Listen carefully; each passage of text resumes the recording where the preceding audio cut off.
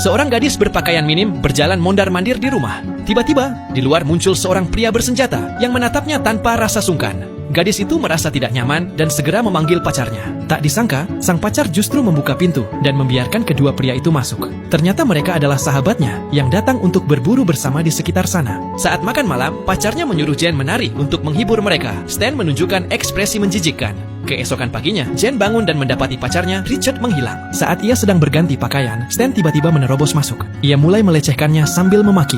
Jen mencoba melawan dan kabur, tetapi tubuhnya ditekan ke kaca. Bobby yang mendengar keributan datang, namun bukannya menolong, ia justru menutup pintu dan membiarkan semuanya terjadi. Ia bahkan menaikkan volume televisi untuk menutupi suara teriakan dari dalam kamar, lalu keluar dan melompat ke kolam renang seolah tak terjadi apa-apa. Tak lama kemudian, Richard kembali. Setelah mengetahui apa yang dialami pacarnya, Jen berharap ia marah besar. Namun pria itu hanya memarahi kedua temannya sekilas, lalu memberi Jen selembar cek dan memintanya menganggap semuanya tidak pernah terjadi. Jen yang marah berniat melapor ke polisi, tetapi justru mendapat tamparan dari pacarnya. Saat itulah ia sadar bahwa dirinya sama sekali tidak berharga di mata pria itu. Demi menyelamatkan diri, ia kabur keluar rumah saat Richard lengah. Ketiga pria itu langsung mengejarnya. Dengan kaki telanjang, Jen berlari di atas kerikil tajam meski kesakitan. Mereka terus mengejar karena jika rahasia ini terbongkar, mereka pasti masuk penjara. Pelariannya terhenti di tepi jurang. Ketiganya mengepungnya. Richard pura-pura mengaku salah dan menawarkan uang berapapun yang ia mau. Saat Jen lengah, ia justru mendorongnya jatuh ke jurang. Tubuhnya tertusuk ranting pohon dan ia pingsan.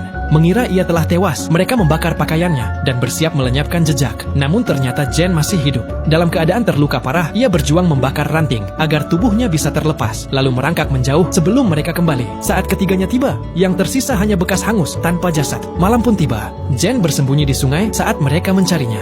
Ia melihat Bobby yang ceroboh meletakkan senapan di tanah. Kesempatan balas dendam muncul. Namun saat ia menarik pelatuk, senapan itu kosong. Bobby merebut kembali senjata dan berusaha menenggelamkannya. Dalam perjuangan putus asa, Jen melawan dan akhirnya berhasil membunuh Bobby. Ia mengambil perlengkapan mereka dan bersembunyi di sebuah gua. Di sana, ia membersihkan luka dengan cara seadanya dan menyiapkan diri untuk membalas dendam.